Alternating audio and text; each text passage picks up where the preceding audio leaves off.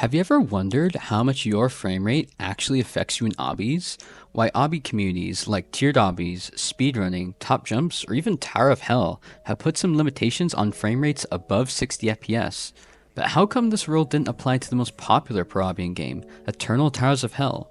As ever since 2024, any frame rate of your choosing was suddenly allowed. But why? Why these limitations, and why do only some of these communities have them lifted? And how important is FPS for you? Yes, you. I'll tell you how important FPS is for you based on both your skill level and the type of obbies that you play. But first, I'd really appreciate it if you would like and subscribe to my channel, as only 2.8% of my viewers are actually subscribed. So we'll start out by laying out some basic facts. FPS values matter more in certain situations rather than others.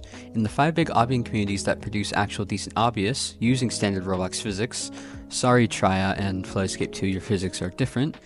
These 5 communities I've chosen are Eternal Towers of Hell, Tower of Hell, Top Jumps, Time Trials, and Tiered Obbies. And they are each affected by FPS in their own unique ways. Using this chart right here, you can see how each community is roughly affected if their players use FPS values above 60. I'll go into depth with each of these communities a little later, and I'll also highlight on how your skills in obbies actually affects how much it helps/hinders your performance. One thing to note, mobile players currently don't have a built-in system like the FPS capper in Roblox, or with applications such as Blockstrap to use frame rates above 60 FPS. Although I have heard some people have been somehow able to uncap their FPS, it's questionable at best here. So I'll now explain all the changes that high FPS will have if you do use it.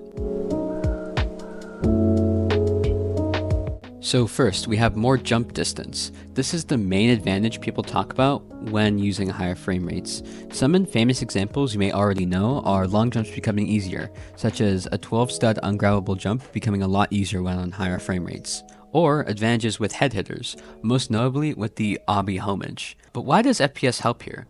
You may think it's because of smoothness, but it's not just that. It's also something called airwalking. As multiple people have previously reviewed this before, you can actually walk in midair for slightly longer, approximately 100 milliseconds, allowing you to actually jump later. This, on top of smoothness and reduced input delay, is actually a reason why you might experience walking off more when on 60 FPS if you're used to higher frame rates. So number 2, we have truss physics. This is one that everyone probably knows already, but if you're flat on a truss with high FPS and you try to jump off, whatever this is will often happen. It is completely avoidable, however. By simply just flicking out and distancing yourself from the truss, you can jump normally. So number 3, we have flicking and wall hopping. Most people also know that wall hopping via flicking becomes way harder the higher your FPS is. On 60 FPS, for example, it's consistent. On 90 FPS, it's manageable, but then on 144 FPS or higher, it starts to feel RNG. This is due to the amount of frames your body is registered inside the wall. The more frames you're inside it, the less likely your wall hop is actually going to work. So keep in mind, FPS does not really affect alignment key wall hops nearly as much though. One thing that's lesser known, because it's only a slight difference, but flicking, like ladder flicking or truss flicking, becomes slightly more precise on higher FPS values. This is only really noticeable, however, if you're below terrifying skill level and you go from using 60 FPS to 120 FPS or higher, and you're not used to that higher frame rate. So number 4, we have smoothness and screen tearing. Smoothness is obviously a big factor at play here. If your game looks choppy or if your screen is tearing, basically everything is just going to automatically become harder, especially the more precise the jumps are. Higher FPS obviously improves smoothness and prevents screen tearing if you have it. So number 5, we have truss jump boosting. You may not even know about this one unless you played Time Trials or Tower of Hell, but basically on higher FPS, you can double jump upwards on a truss and gain height for whatever reason. And the higher FPS you have, the more height you gain.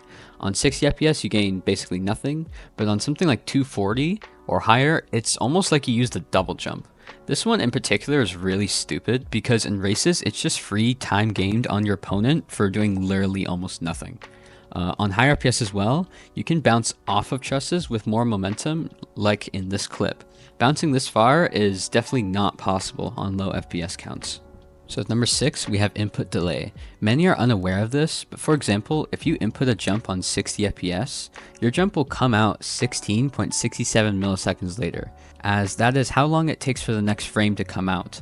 But if you do the same on 144 FPS, however, it will come out in only 6.94 milliseconds. This 10 milliseconds difference is a big advantage of using high FPS, as it allows you to time your inputs basically 2.4 times more precisely.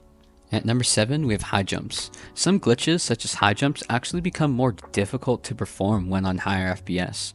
On 60 FPS, high jumps are relatively easy, but on 144, they become much harder to perform. And that's all the notable differences FPS makes that I had. Let me know if I missed anything important down in the comments. And also keep in mind that for all of these changes, they actually become more and more profound the higher your FPS is, not just any FPS above 60. Your input delay will decrease the higher your FPS is, for example. I'll now review each community from this chart and explain how each one is affected and by how much. So at 5th place we have Tower of Hell. Even while last, it still gets affected quite a bit, mainly by the advantage of being able to bounce up trusses for a literal free time save, but also a few of the others. This, however, doesn't seem to be the biggest deal when you look at the top Tower of Hell speedrunners. Using their general skill thing, a score of 13 or higher seems to be a pretty elite score, as only 8 people in the top 25 on the list currently have a score that high, and of those 8 people, only one of them even use high FPS at all. If FPS was a make or break thing in this community like it is in the top 4 communities, everyone would use it if it's allowed. So now we have EToH of Hell and Towers. They sit very comfortably at 4th place here, largely because they tend to focus on consistency a lot more than basically every other community that's here. While they do allow players to use any frame rate they want between 60 and 240, they still have separate lists as the towers become notably harder the lower your FPS is. For example, Tower of Eternal Void at High Horrific is currently the hardest tower completed on 60 FPS, but on high FPS counts such as 144, Tower of Impending Doom at Low Unreal is currently the hardest, and that is a big difference. This is largely why basically every top tower player, with little exceptions, use high frame rates. At number 3, we have time trials. The top 3 are all pretty close to each other and could debatably be switched, but with some advice from I'm Very God at Obbies here, who has extensive experience in all the top 4 communities, we have time trials at 3rd place. Time trials focus a lot more on raw skill compared to Tower of Hell speedrunning, for example, which has more of an emphasis on consistency, even though they're both like speedrunning games. And therefore, time trials gets much more affected by the changes such as bigger/longer bounces on trusses. This community and the next 2 all have strict limits on what FPS you can use, by the way. Time trials caps the frame rate allowed at 60 FPS. So at number 2, we have tiered obbies. Tiered obbies are the second most affected obby type that I have, as most tiered obbies, with the exception of super jank/technical obbies such as Anadawa Horobimasu, get a very big nerf in difficulty due to almost every reason I stated previously. The biggest ones being more jump distance, less input delay, and general smoothness. Tiered obbies are also capped at 60 FPS max. So at number 1, we have top jumps. This is a bit of a lesser known community, but they are the most affected for a simple reason. What they do is try to perform the single hardest jumps, some of which only last a few seconds. This requires the most pure raw skill of any community here. They do in fact allow FPS up to 65, unlike tiered who only allow a max of 60, but this is more so just to allow more potential without really changing Roblox physics too much, as this 5 FPS difference actually gives quite a big advantage as far as I know. So FPS not only affects what type of obbying you play, whether it be long towers or super hard tiered obbies, how much high FPS helps you actually almost entirely depends on how good you are. For example, Little Timmy here has been a remorseless, Tower of True Skill. Do you think Little Timmy will experience every single one of the little nuances with high FPS that I mentioned? No, he won't. Now, here we have Gene the Obbyist, also known as Freaky Gene, a top 10 player. How many advantages do you think he knows about and will be able to utilize to his advantage? The answer is literally all of them. Now, I actually got one person from every skill level in my How Good Are You at Obbies video to put their opinion on how much FPS affects them personally, and we'll start off with our beginner. Our beginner obvious, sort of as expected, basically sees no difference except the game just being smoother, but anyone with eyes can see this difference. Now, with our intermediate, it's a similar situation. He only sees a difference in camera smoothness and screen tearing. And now for our good obvious, it's still basically the same situation, except this time they see a more notable difference between 60 and 144 FPS when it comes to smoothness and how helpful it is. However, this is what I'd consider the starting point for FPS making some small difference in performance. For our advanced obvious, he actually had a lot to say. He's a little bit of a different situation as he is both a top 100 time trialer and currently the best Obby King player, and he's also a tier 13, hence why he is here. But the players from this point on seem to notice more and more of the key differences I mentioned above. Now with our skilled obvious, the camera smoothness is starting to make some big differences seemingly, to the point where he says he actually treats jumps differently when on 60 versus 120 FPS. This is where you can start seeing some significant changes in performance. Now for our expert obvious. He actually doesn't feel many changes, excluding the obvious ones, other than experiencing walk-offs on lower frame rates. This obviously doesn't fit our narrative here, but I include this because what these players say at their respective skill level won't necessarily apply to you. It's just a general idea, but it's also showing a pattern. If you want another opinion, however, I would be at around the peak of the expert category, and yes, I experienced many differences as well as performance differences when on 60 versus 144 FPS. For me, long jumps in particular become way more challenging the lower my FPS is. So now with our elite obvious, this is where the changes start to become very big. This is where FPS truly starts to matter a lot. Our play in this category confirms this, with him experiencing many changes, even with FPS values in between 60 and 120, such as 90 FPS, even helping him a lot. As the advantages of high FPS only become even more apparent with our pro obvious, even small FPS differences can greatly help these players' performances. Our pro obvious here even recognizes the advantage with input delay, and is likely already aware of every single difference I mentioned between 60 and higher FPS counts. Now with our master obvious, the differences are so big at this point that, as you can see here, our master obvious doesn't even play on FPS values above 75, but he can only imagine the world of difference it would give if he did. He noticed a huge difference between only 60 and 75 FPS, which only gives a minimal amount of advantage with input delay, for example. Now with our top and best obvious in here, we once again have the top 10 player, Freaky Gene. The difference a top obvious will see on 60 versus 144 FPS is something most people watching this would never likely understand, but I'll try and explain it. Gene here points out the difference between 60 and 70 is actually a bigger difference than 75 to 144, but that 144 FPS is still extremely overpowered for both cam control and general smoothness. He experiences so much difference with FPS amounts in fact that he says the bottom tier 17 obby, Frostbite, becomes around mid tier 15 on high FPS.